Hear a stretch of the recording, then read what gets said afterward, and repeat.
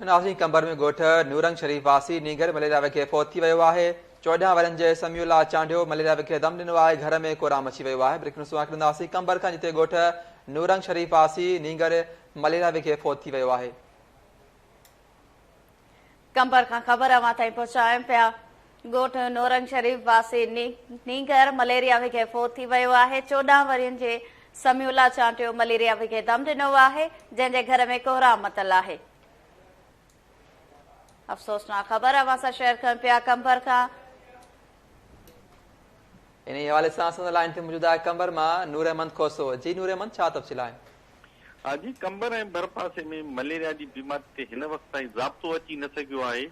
हिक मदरसे में दिली तालीम हासिल कंदड़ 14 सालनि जो मासूम नीगर समीउल्ला चांडियो मलेरिया जी बीमारी विझी फौत थी वियो, जंहिंजो मड़ घर पहुचण ते रोज राड़ो पइजी वियो आहे। जॾहिं त इंतज़ामिया मच्छर मार स्प्रे न करण करे मच्छरनि जो आधार वधी वियो आहे ऐं सफ़ाई सुथराई न थियण गंदगी जे आधार करे मलेरिया बीमारी कर खयो आहे। जी ठीकु आहे, वॾी महिरबानी नूर अहमद खोसो तफ़सील ॾियण जे लाइ।